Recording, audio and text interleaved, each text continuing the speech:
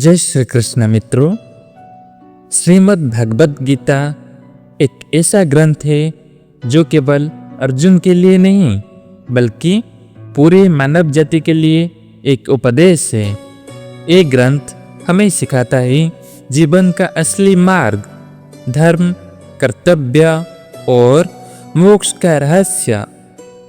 प्रतिदिन हम सभी अपने जीवन में उलझनों का सामना करते हैं, कभी काम और कर्तव्य के बीच, कभी त्याग और विरक्ति के बीच। ऐसे ही एक उलझन अर्जुन को भी युद्ध क्षेत्र में आया था और उसी का समाधान श्री कृष्ण ने उन्हें दिया गीता के माध्यम से। श्रीमद् भगवद गीता कोई साधारण ग्रंथ नहीं है, ये मानव जीवन का मार्गदर्शन है, धर्म का सार है और आत्मा की मुक्ति का उपाय है। हर मनुष्य अपने जीवन में कभी न कभी द्वंद्व में फंसता है। कभी ये सोचता है कि कर्म करें या ना करें, कभी ये सोचता है कि संसार के मोह माया को त्याग दें या फिर अपने कर्तव्य को निभाएं। ठीक ऐसा ही द्वंद्व उस समय अर्जुन के सामने खड़ा हुआ था कुरुक्षेत्र की रणभूमि में, और उसी का उत्तर भगवान श्री कृष्ण ने उन्हें गीता के माध्यम से दिया था। श्रीमद् भगवद गीता का आरंभ होता है कुरुक्षेत्र की रणभूमि से, जहाँ एक ओर धर्म की सेना खड़ी है और दूसरी ओर अधर्म की। पांडवों और कौरव दोनों पक्ष तैयार है एक भीषण युद्ध के लिए। राजा धृतराष्ट्र अपने मन में व्याकुल होकर संजय से पूछते हैं, हे संजय, बताओ मेरे पुत्रों और पांडु के पुत्र धर्मक्षेत्र कुरुक्षेत्र में क्या कर रहे हैं। और तभी दृश्य बदलता है। भीष्म, द्रोणाचार्य और अन्य महान योद्धा शंखनाद करते हैं। युद्ध की गंभीरता और बढ़ जाता है। मित्रों, जब अर्जुन अपने रथ पर सवार होकर श्री कृष्ण से कहता है, हे माधव, मेरा रथ दोनों सेनाओं के बीच में लेकर खड़ा कर दो, तब वो अपने ही बंधु बांधव को दिखता है। अपने गुरु, पितामह, भाई, पुत्र, मित्र सब युद्ध के लिए खड़े हैं। उन्हें देखकर अर्जुन का हृदय कांप उठता है। उनके हाथ से गांडीव धनुष छूटने लगता है, शरीर शिथिल हो जाता है। अर्जुन कहते हैं, हे कृष्ण, मैं अपने स्वजन का वध कैसे कर सकता हूँ। ऐसा राज्य, ऐसा सुख किस काम का जिसमें अपने ही प्रयोजन ना हो। मित्रों, यही है श्रीमद् भगवद गीता का पहला अध्याय, अर्जुन विषाद योग। ये अध्याय हमें दिखाता है कि जब मनुष्य मोह और शोक से घिर जाता है तो उसका विवेक धुंधला हो जाता है और तब उसे चाहिए एक मार्गदर्शक जो उसके अज्ञान को दूर करे और सत्य का बोध कराए। मित्रों, पहले अध्याय में हमने देखा कि अर्जुन मोह और शोक से भरकर निराश हो गए थे। उनका मन इतना व्याकुल हो गया था कि उन्होंने युद्ध करने से ही इनकार कर दिया। उन्होंने अपने धनुष बाण त्याग दिए और रथ पर बैठ गए। और यहीं से आरंभ होता है श्रीमद् भगवद गीता का दूसरा अध्याय, सांख्य योग। यहीं से भगवान श्री कृष्ण का उपदेश शुरू होता है। अर्जुन ने कहा, हे कृष्ण, मैं अपने कर्तव्य को नहीं समझ पा रहा हूँ। मेरा मन भ्रमित हो गया है। कृपया मुझे स्पष्ट रूप से बताइए कि मेरे लिए क्या उचित है। मैं आपका शिष्य हूँ, मुझे शिक्षा चाहिए, मुझे शिक्षा दीजिए। मित्रों, यही वो क्षण था जब अर्जुन ने अपने अहंकार को त्याग कर भगवान को अपना गुरु स्वीकार किया। भगवान मुस्कुराते हुए बोले, हे अर्जुन, जिस शोक से तुम ग्रसित हो वो अज्ञान है। ज्ञानी पुरुष ना जीवित का शोक करता है और ना मृत्यु का। आत्मा ना जन्म लेता है ना ही मरता है। यह ना कभी पैदा हुआ है और ना कभी नष्ट होगा। यह शाश्वत है, अजोर है, अमर है और अविनाशी है। जैसे मनुष्य पुराने वस्त्र छोड़कर नया धारण करता है, वैसे ही आत्मा एक शरीर त्याग कर नया शरीर धारण करता है। कर्म का महत्व। मित्रों, भगवान ने अर्जुन को यह भी समझाया कि कर्तव्य से भागना पाप है। क्षत्रिय का धर्म है युद्ध करना और धर्म युद्ध से बड़ा कोई कर्तव्य नहीं। उन्होंने कहा, यदि तुम युद्ध नहीं करोगे तो लोग तुम्हें कायर कहेंगे, तुम्हारा नाम बदनाम होगा। लेकिन यदि तुम निस्वार्थ भाव से फल की चिंता छोड़कर युद्ध करोगे तो तुम्हें कोई पाप नहीं लगेगा। भगवान ने यहाँ सबसे बड़ा सिद्धांत बताया, समत्वम योग उच्यते, अर्थात योग का अर्थ है हर परिस्थिति में समभाव रखना।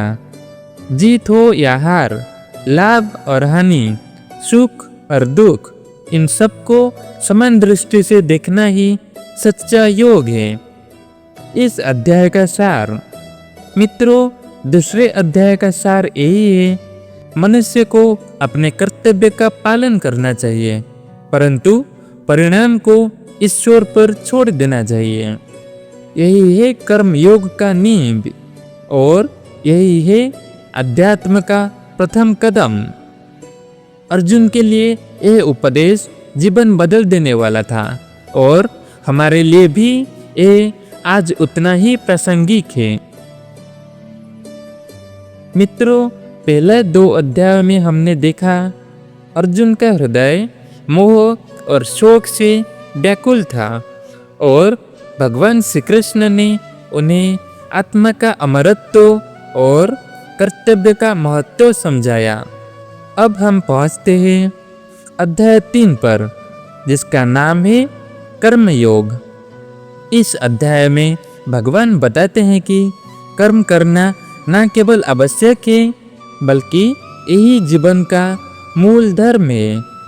अर्जुन फिर प्रश्न करते हैं, हे माधव, यदि आत्मा अमर है और जन्म मरण से परे है तो फिर मुझे युद्ध क्यों करना चाहिए? क्या मुझे कर्म करना आवश्यक है? मित्रों, यह प्रश्न हर मनुष्य के मन में आता है। कई बार हम सोचते हैं, अगर सब कुछ ईश्वर के हाथ में है तो मैं क्यों मेहनत करूं? श्री कृष्ण कहते हैं, हे अर्जुन, तुम्हें अपने धर्म का पालन करना आवश्यक है। क्षत्रिय का धर्म है युद्ध करना, ब्राह्मण का धर्म है यज्ञ करना और गृहस्थ का धर्म है परिवार की देखभाल करना। कर्म से भागना पाप है पार्थ और कर्म करना पुण्य है। लेकिन कर्म का उद्देश्य केवल परिणाम नहीं होना चाहिए। कर्तव्य को निष्ठा, समर्पण और ईश्वर में विश्वास के साथ करना चाहिए। मित्रों, भगवान ने यहाँ निष्काम कर्म का रहस्य बताया। जो व्यक्ति कर्म करता है और फल की इच्छा नहीं करता, वो कभी भी दुखी नहीं होता और बंधन में नहीं आता। जैसे सूरज बिना किसी अपेक्षा के प्रकाश देता है, जैसे नदी अपने जल को समंदर में बहाती है, वैसे ही मनुष्य को अपने कर्तव्य का पालन निस्वार्थ भाव से करना चाहिए। भगवान ने समझाया कि कर्म से ही समाज चलता है। यदि सभी लोग अपने कर्तव्य का पालन छोड़ दें तो संसार में अराजकता और विघटन फैल जाएगा। मित्रों, यही शिक्षा हमें ये सिखाता है जीवन में कर्म करना अनिवार्य है, भले ही परिणाम ईश्वर के हाथ में हो। श्री कृष्ण ने कहा, योगी वही है जो कर्म करता है लेकिन फल में आसक्ति नहीं रखता। ऐसा मनुष्य जीत या हार, सुख या दुख, हर परिस्थिति में स्थिर रहता है। यह समझ तो योग का मूल सिद्धांत है। हर परिस्थिति में समभाव रखना ही सच्चा योग है। इस अध्याय का सार। मित्रों, तीसरे अध्याय के संदेश ये है, कर्म करना छोड़ना नहीं चाहिए और ना ही कर्म में केवल फल की आसक्ति होना चाहिए। कर्तव्य का पालन निष्ठा और समर्पण के साथ करना ही जीवन का मार्ग है। अर्जुन के लिए ये उपदेश जीवन दर्शक का आधार बन गया और हमारे लिए भी ये उपदेश आज उतना ही प्रासंगिक है और हमारे लिए भी ये अध्याय और हमारे लिए भी ये उपदेश आज भी उतना ही प्रासंगिक है। कर्मयोग ही जीवन की सबसे बड़ी शक्ति है। तीसरे अध्याय से हमने जाना कि कर्म करना अनिवार्य है और फल में आसक्ति न रखना ही कर्मयोग का मूल मंत्र है। अब हम पहुंचते हैं अध्याय 4 दिव्य ज्ञान योग पर। इस अध्याय में भगवान श्री कृष्ण अर्जुन को कर्म के साथ साथ ज्ञान का रहस्य बताते हैं। अर्जुन ने पूछा, हे माधव, आपने मुझे कर्मयोग और संन्यास का उपदेश दिया, परंतु ये दिव्य ज्ञान, यह अद्भुत ज्ञान कहाँ से आया? क्या आपने इसे स्वयं सीखा या किसी ने आपको सिखाया? मित्रों, यह प्रश्न ये दर्शाता है कि अर्जुन ज्ञान की उत्पत्ति और स्रोत को समझना चाहते हैं। हर व्यक्ति अपने जीवन में कभी न कभी ये सोचता है, ज्ञान कहाँ से आता है, इसे कैसे प्राप्त किया जाए? श्री कृष्ण बोलते हैं, हे अर्जुन, ये ज्ञान सनातन है। मैंने ये ज्ञान सबसे पहले संसार को प्राचीन ऋषियों को दिया और जब जब धर्म की हानि होता है तब तब मैं अवतार लेकर संसार की रक्षा करता हूँ। मित्रों, ये अद्भुत सत्य है। भगवान अपने अवतार द्वारा सच्चाई और धर्म का प्रकाश फैलाते हैं। इस अध्याय में भगवान ने बताया कि ज्ञान और कर्म दोनों साथ साथ चलते हैं। ज्ञान से कर्म पवित्र बनता है और कर्म से ज्ञान फलदायी होता है। श्री कृष्ण ने कहा, हे अर्जुन, यदि कोई व्यक्ति अपने कर्म को मेरे लिए अर्पित करता है और फल की चिंता नहीं करता तो वो अत्यंत पुण्य और दिव्य कार्य करता है। ऐसे कर्म से मनुष्य पाप और बंधन से मुक्त हो जाता है। यही है दिव्य ज्ञान योग का सार, ज्ञान और कर्म का संगम। मित्रों, सोचिए, एक विद्वान ऋषि ज्ञान प्राप्त करता है, पर यदि वो अपने ज्ञान का उपयोग समाज के भलाई में नहीं करता तो वो केवल सांद्रतिक ज्ञान में फंसा रहता है। दूसरी ओर एक कर्मयोगी व्यक्ति अपने कर्म को ईश्वर के लिए करता है और वही व्यक्ति वास्तविक दिव्य ज्ञान का अनुभव करता है। इस अध्याय का सार।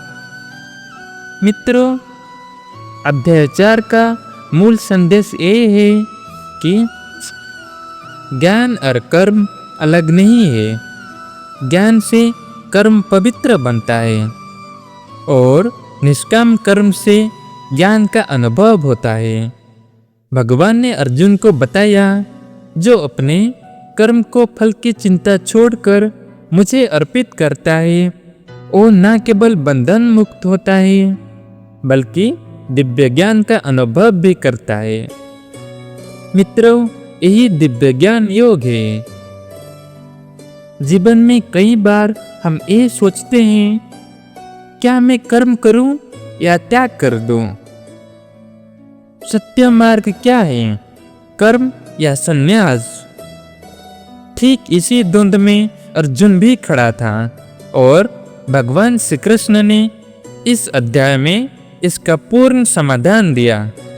इस अध्याय का उद्देश्य है कर्तव्य का पालन और फल की आसक्ति से मुक्ति।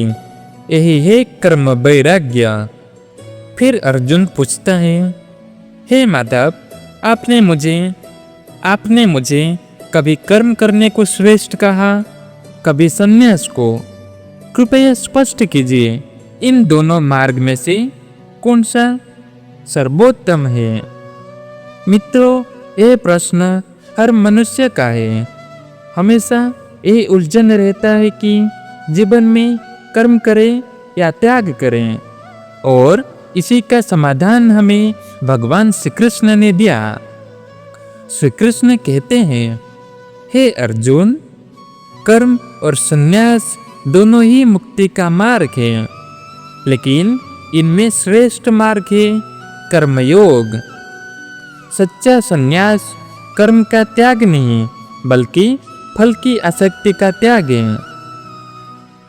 जो मनुष्य अपने कर्तव्य में लगा रहता है पर उसके परिणाम की चिंता नहीं करता, वही वास्तव में कर्मयोगी है। मित्रों, इस अध्याय में भगवान ने कई महत्वपूर्ण बातें बताई है। कर्म से मुक्ति। जो व्यक्ति कर्म के फल की आसक्ति छोड़ देता है वो पाप और बंधन से भी मुक्त हो जाता है। असली संन्यास। घर छोड़ना या समाज से दूर होना संन्यास नहीं है। असली संन्यास है मन से अहंकार और इच्छाओं का त्याग कर देना। सुख दुख में समभाव रखना। एक कर्मयोगी सुख हो या दुख, जीत या हार, सभी में समान रहता है। समुद्र का उदाहरण। जैसे नदियों समुद्र में गिरते हैं पर समुद्र शांत रहता है, वैसे ही एक योगी हर परिस्थिति में स्थिर रहता है। सब में समान दृष्टि। एक योगी सबको समान दृष्टि से देखता है। ब्राह्मण हो या चंडाल, अमीर हो या गरीब, ज्ञानी हो या अज्ञानी। जो व्यक्ति कर्म के फल की आसक्ति छोड़कर सदा संतुष्ट रहता है और अपने कर्तव्य में लगा रहता है, वो वास्तव में कर्म करता हुआ भी कुछ नहीं करता। उसका मन बंधन से मुक्त होता है। मित्रों, सोचिए, एक किसान खेत में काम कर रहा है। यदि वो केवल ये सोचे कि फसल कितना होगा, बिक्री कितना होगा, तो उसका मन तनाव और चिंता में हमेशा रहेगा। लेकिन अगर वो पूरी निष्ठा से अपना काम करता है और परिणाम ईश्वर पर छोड़ देता है, तो उसका मन शांत और जीवन सार्थक बन जाता है। ठीक वैसे ही घर के कार्य, पढ़ाई, व्यवसाय सब कर्म है। जब हम निष्काम भाव से इन्हें करेंगे तो जीवन योग बन जाएगा। जो योगी कर्म करता है पर फल में आसक्ति नहीं रखता, वो संसार के बीच रहकर भी परम शांति को प्राप्त करता है। ऐसा योगी समुद्र के समान है, जहाँ अनगिनत नदियाँ गिरता है फिर भी समुद्र की शांति भंग नहीं होता। मित्रों, यही सच्चा योग है। कर्म करना पर फल की चिंता छोड़ देना, इसी में परमात्मा की प्राप्ति है। मित्रों, ध्यान रखो, सच्चा संन्यास भागना नहीं है, बल्कि कर्म को ईश्वर को अर्पित कर देना ही वास्तविक वैराग्य है। आज की दुनिया में भी यही सत्य है। चाहे आप विद्यार्थी हो, व्यापारी हो या गृहस्थ, जब आप अपने काम को ईश्वर की सेवा मानकर करेंगे, तब हर कर्म भक्ति बन जाएगा। और जब कर्म भक्ति बन जाए, तब जीवन से तनाव और भय दूर हो जाता है। जो योगी फल की आसक्ति छोड़ देता है, वही शाश्वत शांति को प्राप्त करता है।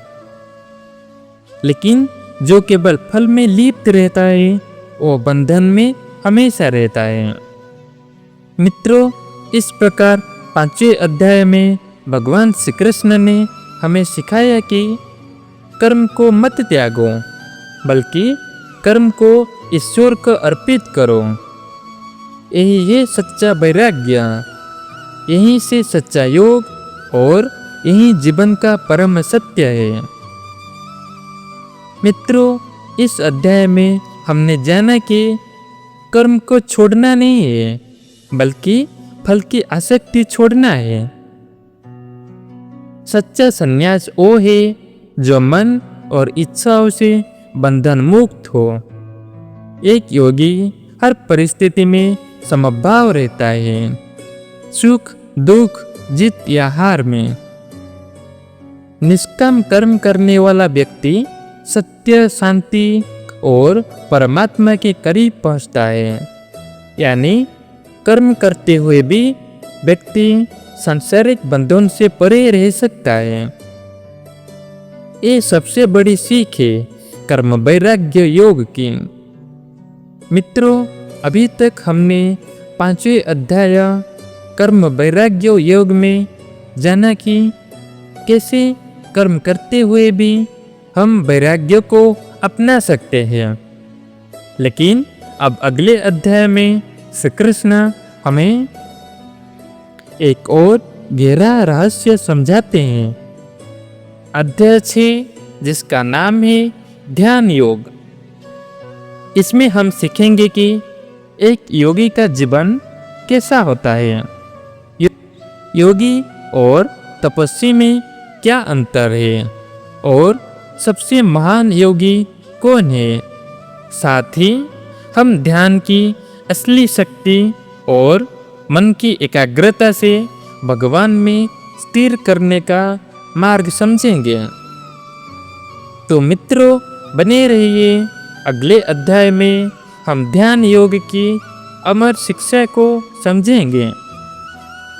मित्रों, अगर आप सबको श्रीमद् भगवत गीता के इस अनमोल ग्रंथ को सुन के आपके जीवन में परिवर्तन हुआ है और इस वीडियो से अगर कुछ सीखने को मिला है, तो वीडियो को लाइक कीजिए, चैनल को सब्सक्राइब कीजिए और कमेंट में हरे कृष्णा जरूर लिखें।